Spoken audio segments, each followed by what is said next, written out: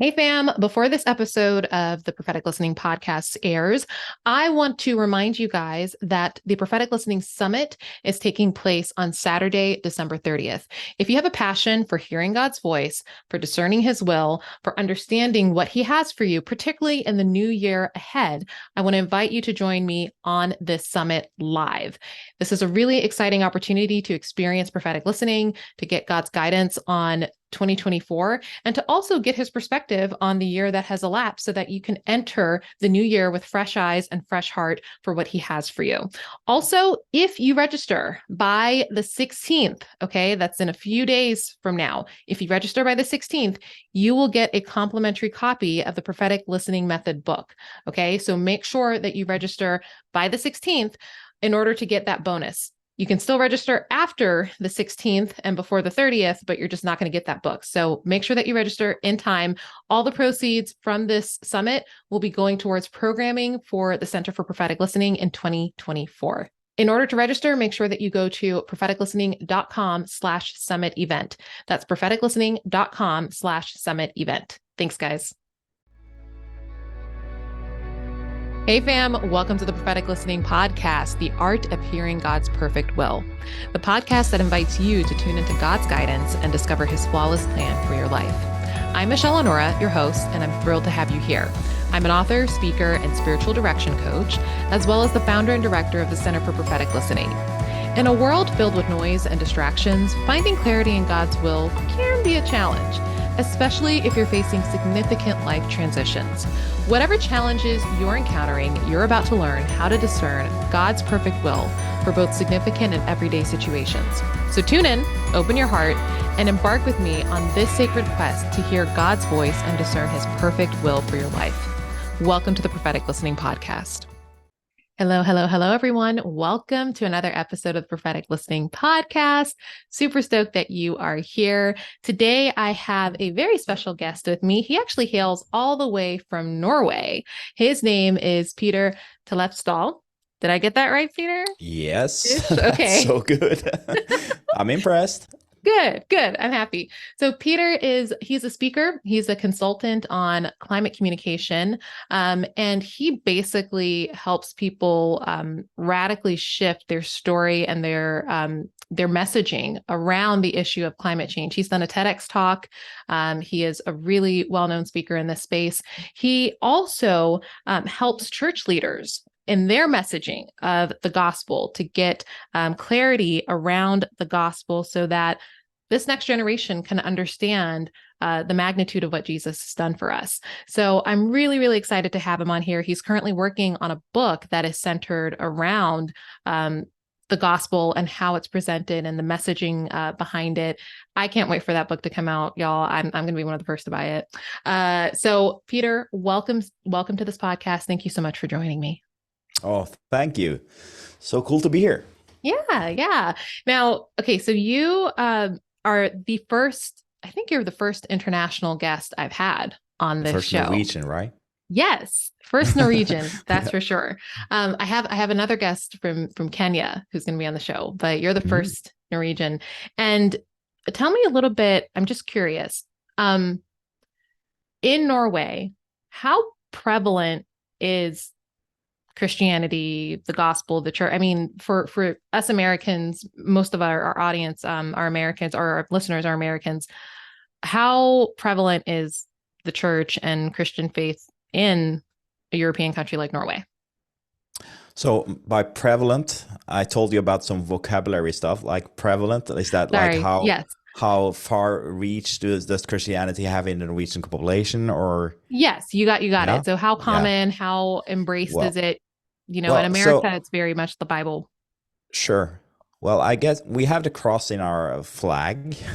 We have a lot of Christian terms and concepts in our constitution, Mhm. and we have it in our language, in our literature, and Okay. a lot of songs that I used to sing when I was a child. So, like, but we have for a couple of generations now, there has been a really strong secularization trend in the Nordic countries, and Mhm. even more in Sweden, our neighbor country, but also in Norway. So like today, I think the statistics say it's like a little bit below half of the population that believes in God or believe there is a God.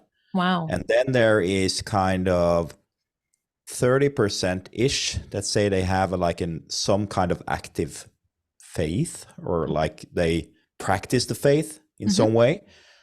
Uh, but like for me, studying right now or really digging into what people think about Jesus, which is kind of the main character of the whole story. Yeah. Yeah. I recently saw a very interesting statistic that only 1 in 10 Norwegians believe that Jesus actually resurrected, like rose from the dead. And Wow. even within like the active church members, only 1/3 of those actually believe Jesus rose from the dead. So I think we have some messaging issues to address going Tell forward. me about it. Oh my goodness. That's a pretty shocking statistic. I mean, and well, tell me a little bit more about what prompted you uh to write this book, to work on this book.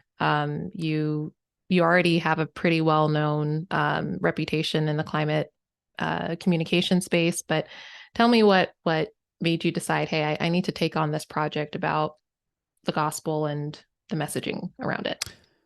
Yeah, sorry, okay. Let's tell a life story in 60 seconds. I used to live. I'm an all-in kind of person. I lived a very kind of secular.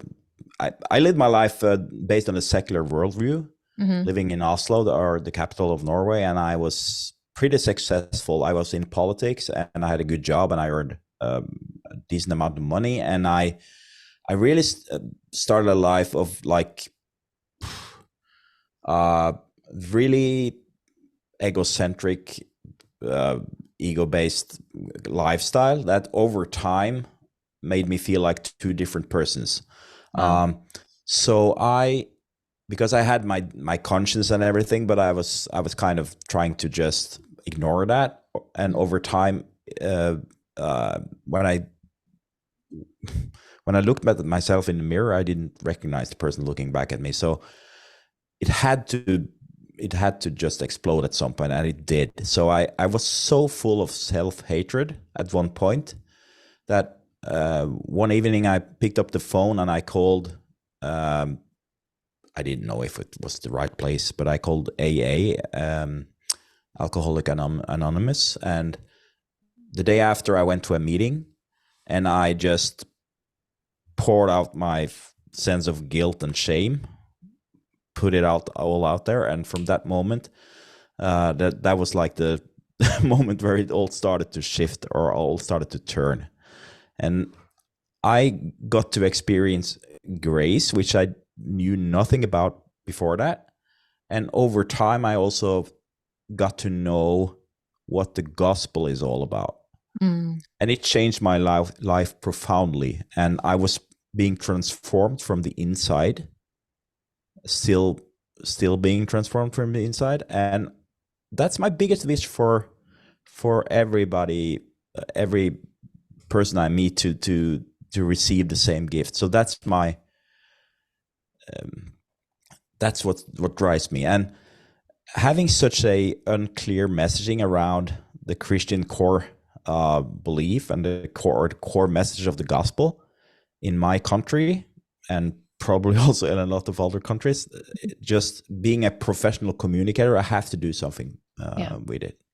Yeah. I have to propose some better solutions, some better messaging, some better, more compelling storytelling. After all, I believe the gospel is the greatest story ever told. So it's almost impressing to make it so irrelevant for modern audiences. Wow. Wow. Mic drop. That was great. Great job. You guys can tell that Peter is a professional communicator. I mean, that was brilliant how you summarized that in basically 2 minutes or less. and really touching. How old were you when you went to that AA meeting and I found was freedom? around 35 years, Okay. so it's a few years ago. Mhm. Um, so I haven't been drinking one drop of alcohol in the last like 8 years now, actually. A little Congratulations. more. Yeah, thanks. Awesome. Yeah. Yeah.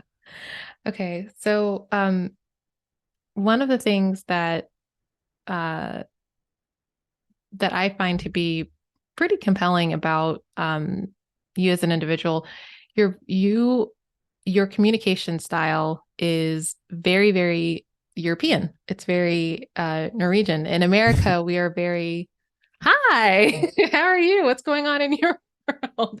And so I thought it was really bold of you and brave to come onto the podcast, because when we're doing these sessions, or I know that you know a little bit about prophetic listening and how it works, that we're basically listening to God's voice for his perspective on our lives, to whatever degree we decide to ask him about. And you were sharing with me before we hit the record button that this is a practice that you're not super familiar with, but you had mentioned, though, that you have had experience at least once of really hearing God's voice in a pretty distinguished way. Is that correct? Yeah, I have one sentence that is like, is it become a part of me? Like it's kind of a before and after kind of sentence, which is I only experienced that once, Mm-hmm. and I truly believe it was the voice of God, and that was like a little while after I just realized I'm totally not able to manage my own life, which Yeah. was like very humbling experience, right? Yeah. Uh, but also the best thing I ever done, and the only way God could reach into me, by the way. Were you stubborn? So yeah, um, so I went. I really had to go away to get some other surroundings. So I went to a cottage for a while, and I had more silence than I had for years, right? Mm. And I tried to pray a little bit, even though I was a little bit unsure how to do that. And after a couple of days, there was one sentence that started coming back to me over and over again. Um, it's in Norwegian in my head, so I'm doing my best to translate it. But it was, Peter, I'm about to teach you how to love yourself. Mm. And that's basically exactly what I needed to hear in that phase of my life. It's the headline of that phase of my life, Mm-hmm. that chapter. Yeah. It still is. And if to me it's a before and after. And so that's the only time I truly I'm totally confident that that was God speaking to Yeah. me. That's beautiful. And yeah, so but then again, like prophetic listening, uh, I know little about what it is, and I told you, and I still do. This is a little bit out of my comfort zone, but um, you should do stuff like that, things Yeah. that are out of your comfort zone. So Yeah. we should No, absolutely try it. I'm grateful that you're here. I'm grateful you're giving it a try. And what a powerful story about what the Lord said to you. Would you mind saying what did it sound like in Norwegian? I mean, obviously most of my listeners won't be able to understand it, but how did you actually hear it in your native tongue? Peder, jeg holder på å lære deg å elske deg selv. It's beautiful. Wow. Okay. So are you ready to dive into prophetic listening? Sure. Okay. I'm in. I'm in. Okay. So the way this works, I'm working off of, just so you know, I keep looking down, but I'm working off of the material that is featured in my book. I did a workshop on Saturday, a prophetic listening workshop at a local church. Had a good turnout for it. Half of the audience were men, and they were all carrying these pink books. Kind Awesome. of cracked me up. Yeah. I need to change the color. But You should have a blue edition at least, or something. exactly. But yeah, this book, even though it's pink, it's for both Mhm. sexes. And basically the way that prophetic listening works, two believers, two or more, are coming together, and we're asking God specific questions, and then we're listening for his response. And so what you and I are going to do, we're going to briefly talk about the questions that are on your heart. I'm going Mhm. to write each question on my paper. I want you to do the same. Leave space underneath each question for God's answer. Mhm. And I'm going to open us up in a prayer that I call clearing the room. So, for those of you listening for the first time, watching for the first time, clearing the room is an exercise. It's basically a prayer and a command. So, when we're trying to listen to God's voice, there are usually three voices that are at play. There's God, who we want to hear. There's the enemy, who we don't want to hear. Scripture says that he can disguise himself as an angel of light. He can bring deception. So we definitely don't want to hear that.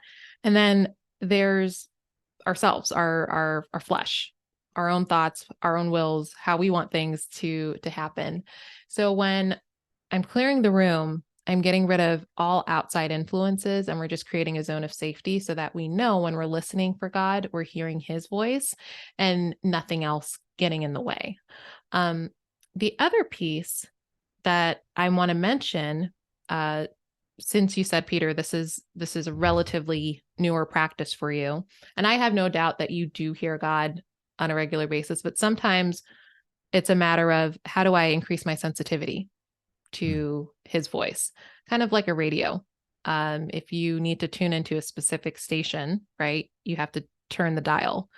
Um, so how do we turn that dial so that we're actually picking up on the frequency of God? Because we live in a day and age where we're constantly hearing a bunch of stuff. And I think it's quite interesting that when you heard God speak that to you, Mm. you were in a place of silence and Yeah. a place of stillness, so you Yeah. could It's a receive. it's a little bit paradox because um I sometimes teach people, and that's probably a part of my teaching. I don't always live up to the standards I teach others. Not always, but like I teach others about the power of actually shutting up. Mm. Because it's so rare that we do it today. Like having complete silence is like, when do we have it? Like I Mhm. uh, so um probably that's something I'm going to try out more, Yeah. to hear God's voice, to go out in the woods, or on a mountain, or go for a hike, whatever. Mhm. That is, I think that's a key, probably. And today you have to like seek those places you can get silence, because you never get it in your house or at your workplace or together with your friends or whatever. Mhm. So you have to like actively plan Yeah. to get silence. And Mm. Jesus had to do it too, right? Yeah. With all of his Yeah. travels, he was surrounded with his disciples. He lived in a very uh, communal Yeah, culture. that's a So good people point. were, That's a good point. yeah. So it's definitely not uncommon to have to get away. And for those of you listening, and you're like, I can't go away to the mountains. I have kids, or I have a job, or I have this. Well, maybe getting up a little extra early. And one of the things I used to do when I was in college, I used to go, I would leave my dorm room at 5 in the morning, and I would go and walk the track on campus and just Mm. have prayer walks and listen to God that way. Or I would sit in my car. That was my space to get away from everybody else. But whatever that looks like for you, that's an important part.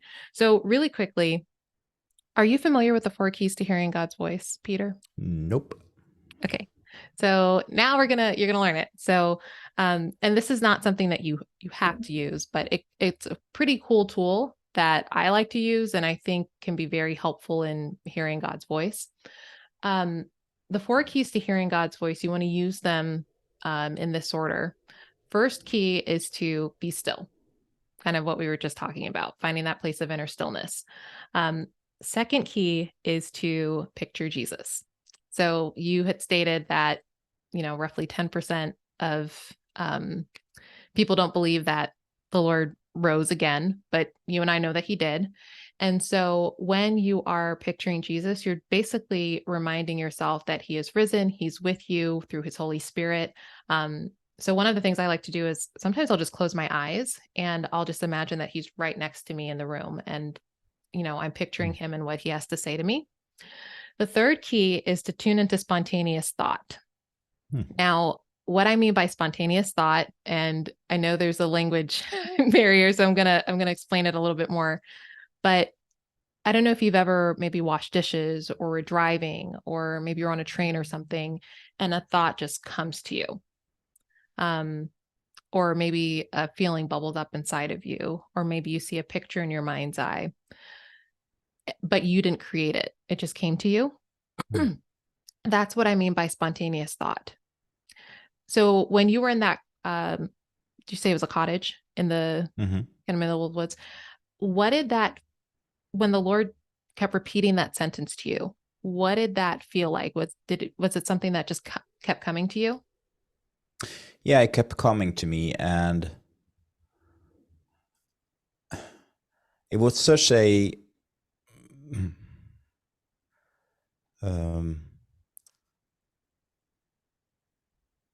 I was so open at the time because it was such a break, like such a shift from the life I had lived for so many years. So I was like I was probably really open to get his words speaking to me. Ready to receive. Yeah, I have I work a lot with words, text. So I tend to.